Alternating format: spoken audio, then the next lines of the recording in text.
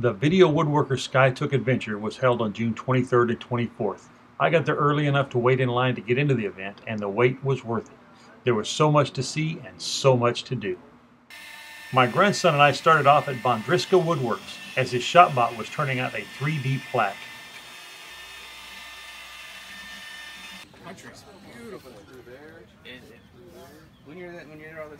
After that, it was on to Jay's Custom Creations as he and friends were making a special workbench using only hand tools. One of the things I noticed is it's so much open than it is around other places. In San Antonio? Yeah. Yeah, it is. There's San Antonio's booming though. It is. A lot of our country that's kind of like this is just getting torn down, and places are coming up. Right next door to him was Sean Stone of Stone & Sons. He even graciously helped my grandson Spencer make a toolbox. Pull the trigger. Easy. There you go. Not real hard, just easy. Push down. There you go. Pull it. There you go. All the way down. Good job. Good. I'm going to help you a little bit, okay? All the way down. There we go. They're pretty good. I like it. All right, so now, this is our handle. Okay, can you put it in that hole? I had to slide it a little bit and twist it. There you go. All right, now we can line this one up. Okay. Can you help me push that? I'll push this and you hold the handle. There you go. Good job. All right, now. Got branded the bottom with my JV logo. And then I started. Looks like a toolbox now. Put these screws in. That's okay. All right, so now, this is our handle. Okay, can you put it in that hole? I had to slide it a little bit and twist it. There you go. All right, now we can line this one up. Okay. Can you help me push that? I'll push this and you hold the handle. There you go. Good job. All right, now. Got branded the bottom with my JV logo. And then I started. Looks like a toolbox now. Put these screws in. You're ready to go. There we go. Smile. 1, 2, 3. Good job. When he was finished, they both posed for photos, and even Jay got in a photo bomb. So feel that. Let me have my glasses back. Next stop, Braxton Worthland was turning on his lathe. He was very good with his instructions as he turned a cedar bowl. I'm not too concerned which way I'm cutting, but I'm just trying to get the wood off of there.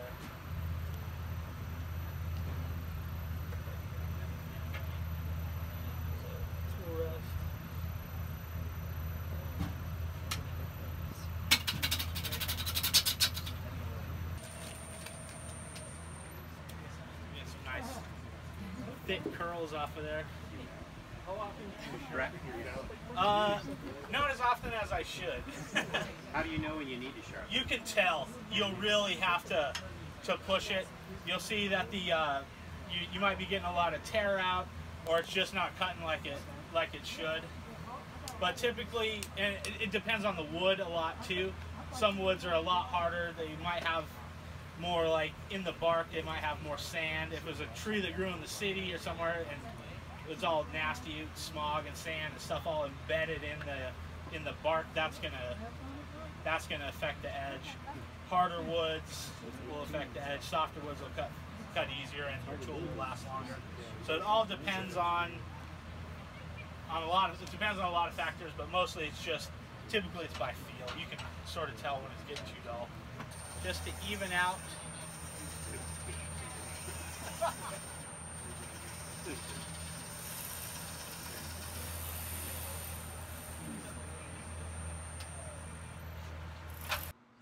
Then Doug Neener with DN Handcrafted showed us some of his knives, as well as some of his other creations.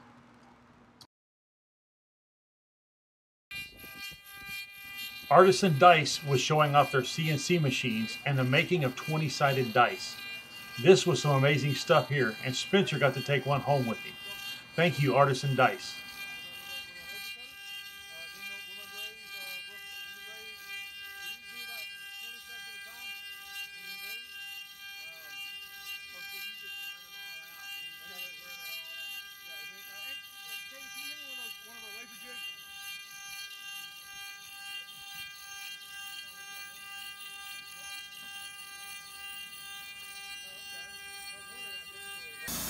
Ted Alexander was the impetus behind this event and brought his sawmill. The cedar smelled so good while he was cutting these planks.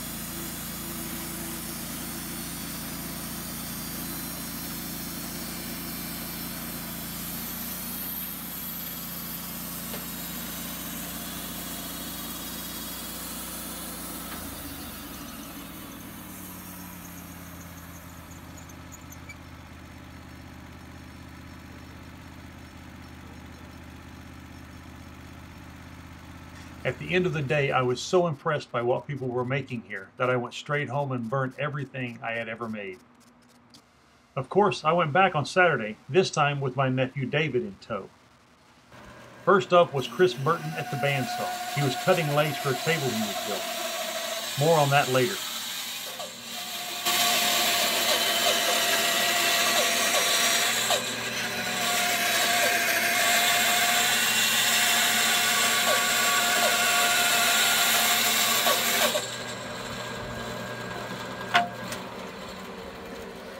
Moy Perez was there showing us all how to turn ink pens. Here he is helping Ashley Mold of Spoony Creations create a masterpiece. You have any questions about anything, throw it out. This is the pod? No, this has to be.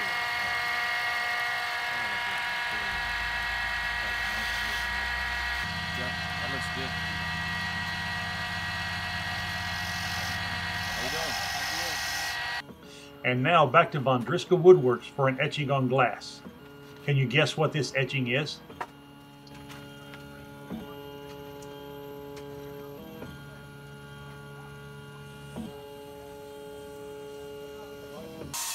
Jay Bates had finished his table about 1:30 a.m. Saturday morning, and now everyone gets to sign it.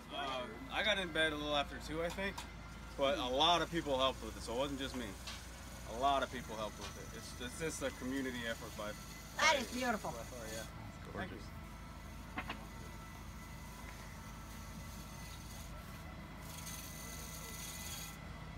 It's almost done. There's a little bit more to do, but it's almost done. I'm just breathing a little more today. Sean Graham of Worth the Effort was fabulous. I spent a lot of time watching him make a bowl and learned a lot about sharpening gouges. Now, normally you just buy a block of wood, you bear down, you do the stop, boom, tighten it up, like that. Okay? Tighten it up. So what we have right here is the equivalent of 220 grit, 1,000 grit, 4,000 grit, 8,000 grit. Put a little liquid on there. I use Simply Green mixture because it breaks the water adhesion and gets a slurry out. This is dull, but it is not damaged, so I'm not going to go the coarsest grit. I come over here, all my finger pressure goes on the tip. You see me put my thumbs here, that's just to provide propulsion. And when I'm coming back, I'm putting my pressure back here. So here we go. 1, 2, 3, 4, 5. Feel for a burr. 1, 2, 3, 4, 5, 6. Feel for a burr. Feel the burr? Feel the burr? Not much. That's all it takes. Once you got a burr, you got a burr.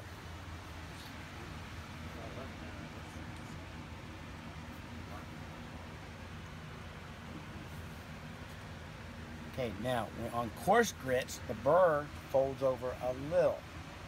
The finer the grit, the burr folds over more and more and more. So this is equivalent of 4,000. Feel the burr. It's a little smaller, but it's a little bit more upright.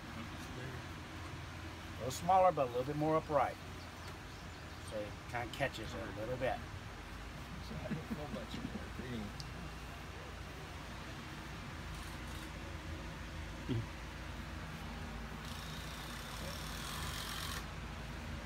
Peterson Portable Sawmills had an amazing sawmill and was cutting stumps and slabs while we watched.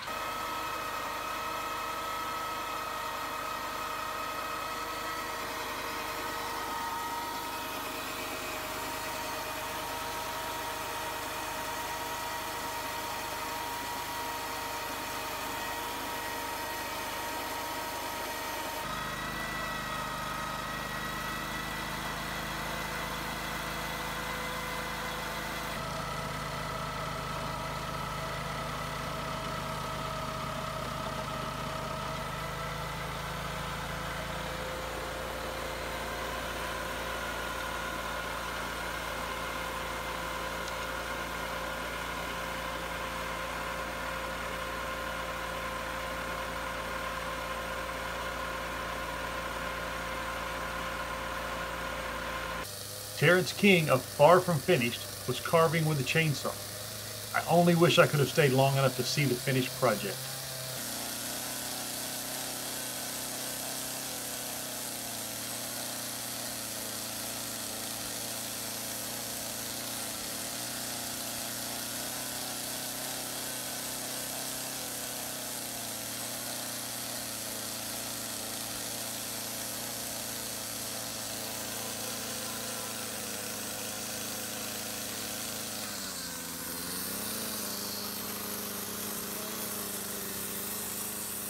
And here's Chris Burton of A Glimpse Inside building a beautiful table he's going to raffle off at the end of the day. You'll remember him earlier at the bandsaw. Chris got around quite a bit. Here he's working with Nick Ferry's famous table saw sled.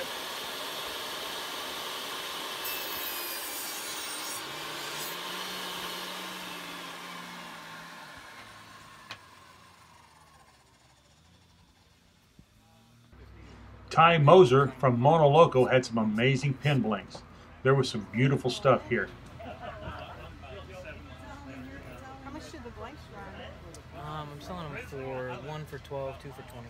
On my side, I usually go 16 and 20 depending on the wood. So what are you making on the lathe now? I'm making another one of these mallets. So it was actually one of the first pieces that I ever stabilized and cast. It was a Palo Verde tree that was rotten. It was eaten up by carpenter bees, and I could take the wood and I could squish it in my hands. And after stabilizing it, I can hit it with a hammer and not even dent it. And back to Braxton with his masterful turning skills. Turning was my main interest this weekend, and it definitely did not disappoint.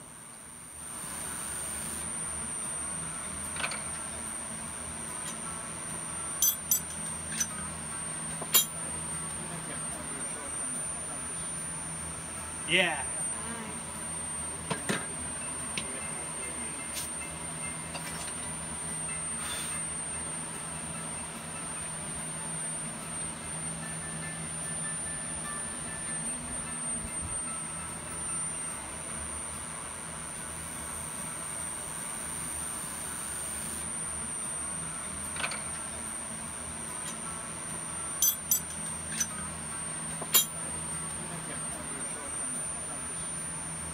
Yeah, got one little sharp point on there.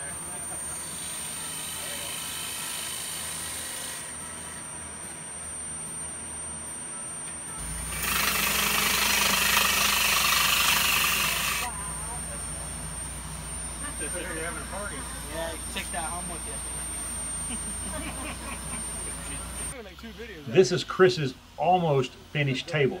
Absolutely stunning work here.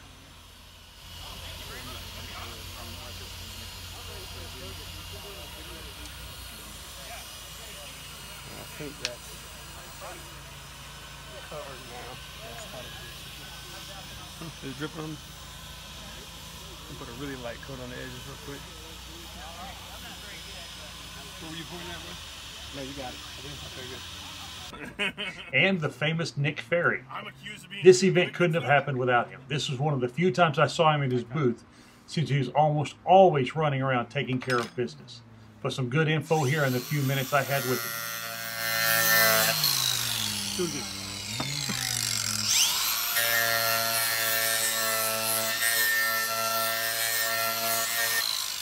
You'll have to have like hashtag Sabertooth in it. They're not sponsoring me. I just dig the stuff. But that's cool. So the feel of, yeah, because that's just 2 grits different. I mean, 1 grit difference. There's no grit between them. Which one did you say was like 220? That one. This one, yeah. That was. It's pretty smooth for a damn. Yeah. Smoother than I thought. For an aggressive. Yeah. You know, material. And I mean, it's another thing too. If you can just skim it like a light rather than hogging away.